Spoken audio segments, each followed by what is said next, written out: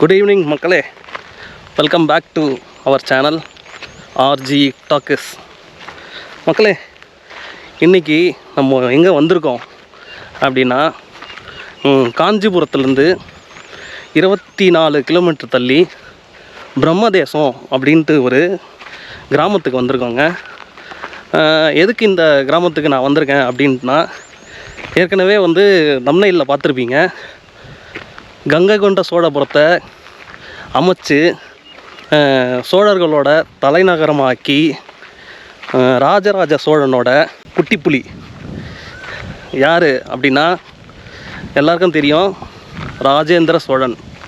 ராஜேந்திர சோழனோட பள்ளிப்படை கோவிலுக்கு தான் இன்றைக்கி நம்ம வந்திருக்கோங்க. இது இந்திய தொல்லியல் துறையால் பராமரிக்கப்படுதுங்க. இந்த இடம் நான் எங்கே இருக்குதுன்னு உங்களுக்கு டிஸ்கிரிப்ஷனில் கொடுக்குறேன். பள்ளிப்படை அப்படின்னா என்னன்னு முதல்ல சொல்லிடுறேன் உங்களுக்கு. நிறைய வரலாற்றை பார்ப்போம். அதுக்கு முன்னாடி நம்ம சேனலை சப்ஸ்கிரைப் பண்ணாதீங்க, சப்ஸ்கிரைப் பண்ணிவிடுங்க. பெல் பட்டனை ஆலில் வச்சுக்கோங்க. இந்த வீடியோ பிடிச்சிருந்தா ஒரு லைக் கொடுங்க மக்களே. இன்றைக்கி நிறைய வரலாற்றை இந்த வீடியோவில் உங்களுக்கு நான் காட்ட போகிறேன். ஸோ வீடியோக்குள்ளே போயிடலாம் வாங்க.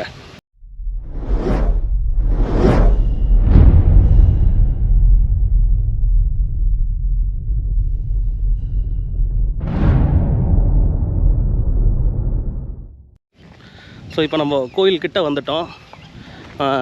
இது ஒரு பள்ளிப்படை கோவில்னு உங்களுக்கு நான் சொல்லியிருப்பேன். ஆக்சுவலாக பள்ளிப்படை அப்படின்னா என்னென்னா, சோழர் மன்னர்களில் ஒரு மன்னர் அப்படி இறந்துட்டாருன்னா அவரை புதைச்சிட்டு அவருக்கு மேலே ஒரு லிங்கத்தை பிரதிஷ்டை செய்வாங்க. அதுக்கு மேலே ஒரு கோவில் கட்டுவாங்க. அந்த கோவிலுக்கு பேர் தான் பள்ளிப்படை கோவில். இப்போ நம்ம வந்திருக்கிறது பார்த்திங்கன்னா ராஜேந்திர சோழனோட பள்ளிப்படை கோவிலுக்கு தான் வந்திருக்கோம். அதாவது ராஜராஜ சோழனோட பையன், சோழ தேசத்தையே கட்டி ஆண்ட ஒரு மன்னனோட கோவில்.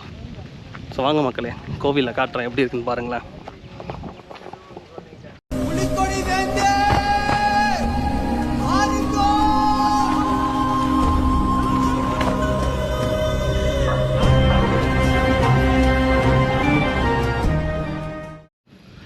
மக்களே, இப்போ நம்ம அந்த கோவில்கிட்ட வந்துட்டோம். இதுதான் ஃப்ரண்ட்டு நுழைவாயில்கிட்ட இருக்கோம். அப்படியே சுற்றி பாருங்கள், இந்த இடம் எப்படி இருக்குன்னு பாருங்களேன். பச்சை பசேல்னு. இந்த ஊரோட பேர் பிரம்மதேசம்.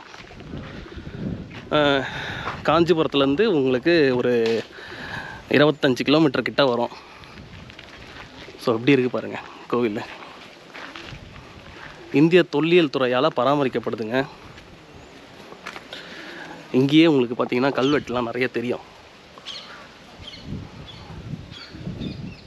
எழுதுங்களா, தமிழ் பிராமி எழுத்தா இது என்ன எழுத்துன்னு தெரியல, ஆனால் தமிழ் எழுத்து தான்.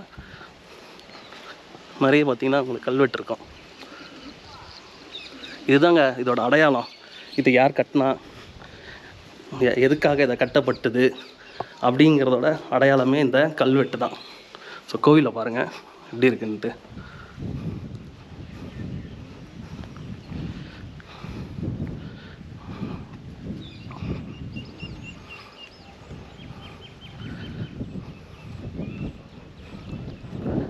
ஒரு மினியேச்சர் பெரிய கோயில் மாதிரி இருக்கா. ஆக்சுவலாக நீங்கள் பார்த்தீங்கன்னா இதுலேயே 2 கலர் தெரியும் உங்களுக்கு. இது ஒரு கலராக இருக்கும், இது ஒரு கலராக இருக்கும்.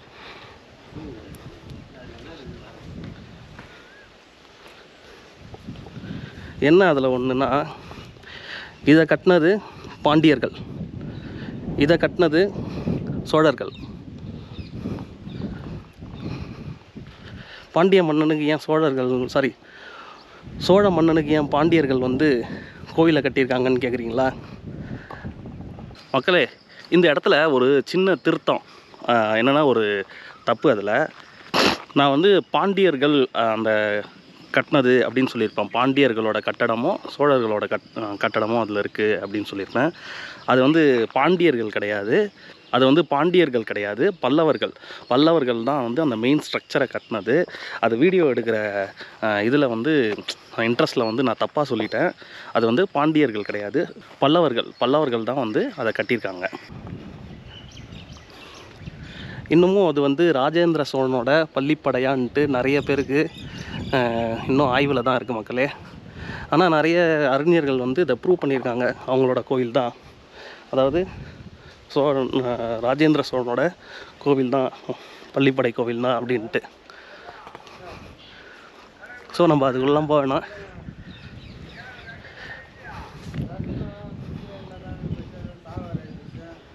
அப்படியே பாருங்கள்.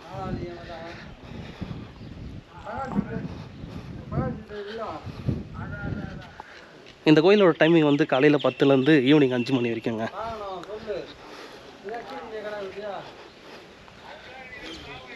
இவங்க நிறைய இந்த லிங்கத்தோட அடிப்பகுதி அதெல்லாம் இருக்குது.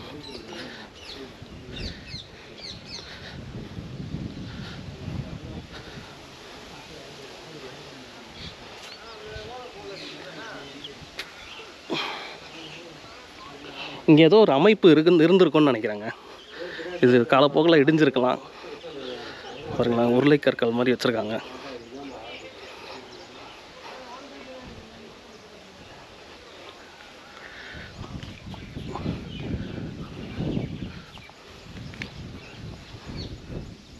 பூட்டி இருக்கு கோயில். மக்களே, ஆக்சுவலாக பார்த்தீங்கன்னா அந்த கோவிலோட அமைப்பே கொஞ்சம் கீழே இருக்கிற மாதிரி இருக்குது. இதெல்லாம் என்ன தெரியுதா, இதெல்லாம் இன்டர்லாக்கிங்கு. ஆக்சுவலாக இதெல்லாம் பார்த்தீங்கன்னா இந்த கல் நிற்கிறதுக்கோசம் இன்டர்லாக்கிங் மாதிரி. நீங்கள் பாருங்க மக்களே, அப்படியே கல்வெட்டு இருக்குது. கல்வெட்டு அப்படியே தெரிஞ்சுங்களா உங்களுக்கு?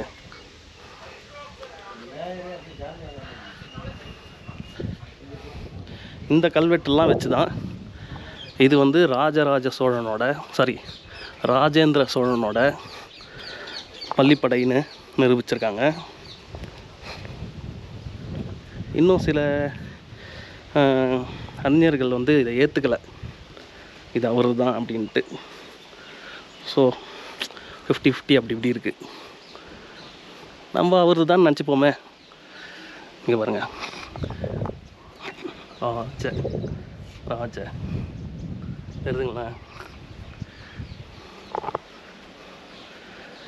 இது படிக்க கற்றுக்கலாங்க. உங்கள் அன்பன் ஹேமந்த்னு ஒரு யூடியூப் சேனல் இருக்குது.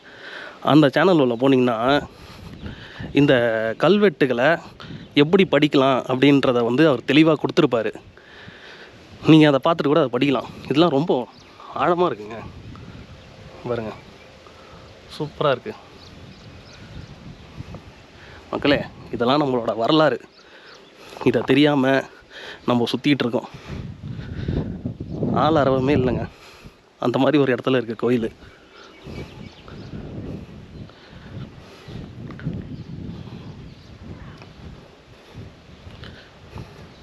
ஸோ இதுதான் என்ட்ரன்ஸு. உள்ளே சாமியை காட்டலாமான்னு தெரியல.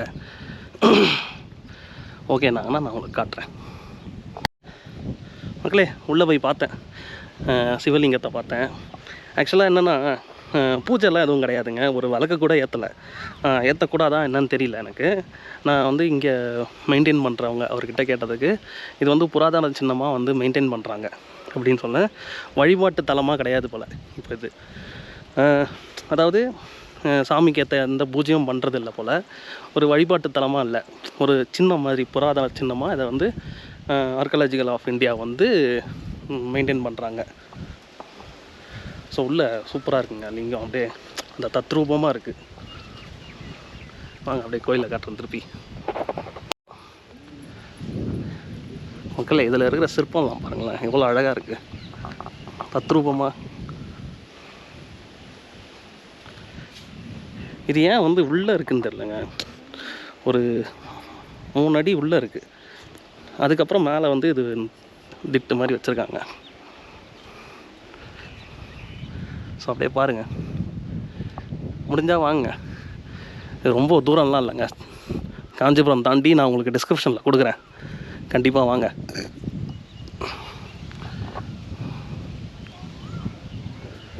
எவ்வளோ அழகாக இருக்குது பார்த்தீங்களா? இந்த ஊரே சூப்பராக இருக்குங்க.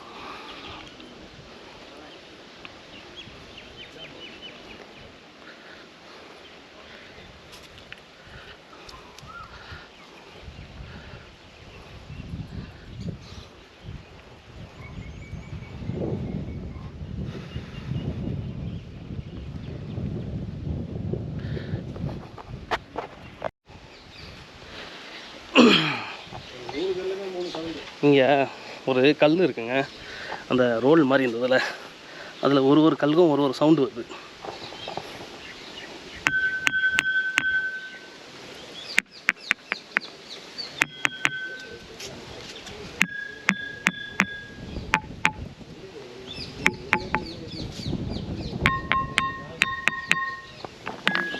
பார்த்தீங்களா? டிஃப்ரெண்ட் சவுண்டு வருது அதில். சூப்பராக. ஆக்சுவலாக உள்ள சிவனை காட்டலாமான்னு தான் கேட்டேன். அதை காட்டக்கூடாதுன்னு சொல்லிட்டாங்க. அவருக்கு ஏதோ ப்ராப்ளம் வரும் போல்.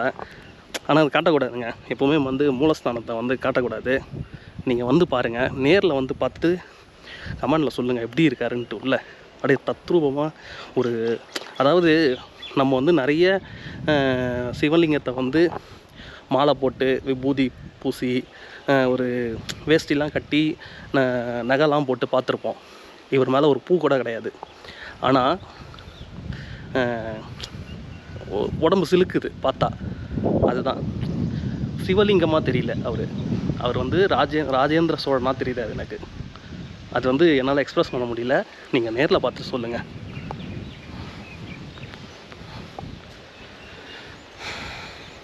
ஒரு சோழ தேசத்தை கட்டி ஆண்ட மன்னோட பள்ளிப்படங்க. எவ்வளோ தான் நம்ம பெரிய ஆளாக இருந்தாலும் என்ன சொல்கிறது, நம்மலாம் இவ்வளோ தான். ஸோ அதுக்கு எடுத்துக்காட்டு. வாங்க மக்களே, நீங்களாம் வந்து பாருங்கள். எனக்கு இந்த வீடியோ உங்களுக்கு கொடுக்கறதுல ரொம்பவே சாட்டிஸ்ஃபைடு. இந்த மாதிரி ஒரு வீடியோ பண்ணலாம் மக்களே. பண்ணால் சின்ன கோயில் தான், ஆனால் அவ்வளோ அழகாக இருக்குது. உள்ள சிவலிங்கம் வார்த்தையால் வர்ணிக்க முடியல.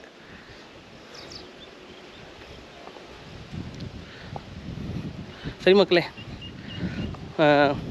ஆக்சுவலாக இங்கே வேறு ஏதாவது கோயில் இருந்தால் உங்களுக்கு காட்டுறேன். இந்த வீடியோ எப்படி இருந்ததுன்னு சொல்லுங்கள், கமெண்ட் பண்ணுங்கள். நெக்ஸ்ட்டு ஒரு நல்ல வீடியோவில் நான் உங்களை மீட் பண்ணுறேன். பாய். அடுத்து வந்து பார்த்திங்கன்னா, உள்ளே இருக்கிற அந்த சிவலிங்கம் ஆக்சுவலாக அங்கே மெயின்டைன் பண்ணுறவர் வந்து அதை ஷூட் பண்ணக்கூடாதுன்னு சொல்லிட்டாரு.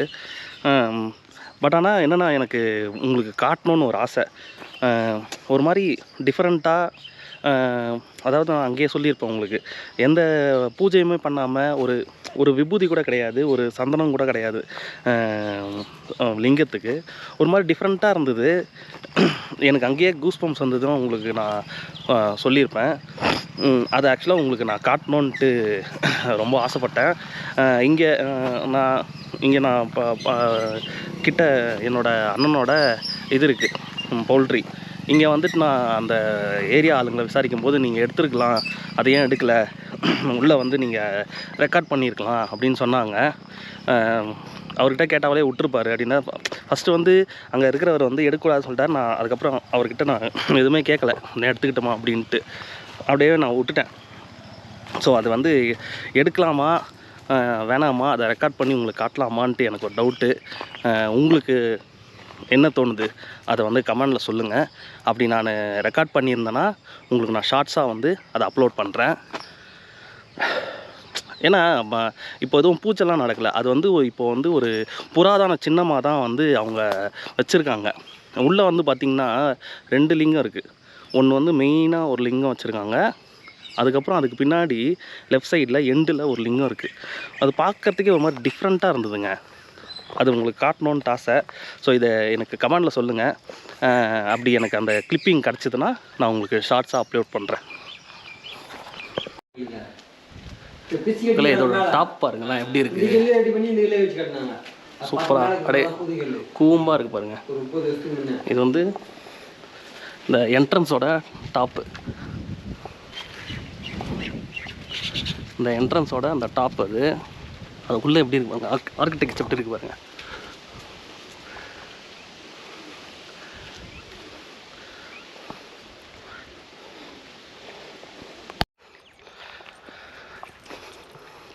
அப்படியே பாஸ் பண்ணி படிச்சுக்கோங்க. ஆர்கியாலஜிக்கல் சர்வே ஆஃப் இந்தியா வந்து போர்டு வச்சுருக்காங்க இங்கே.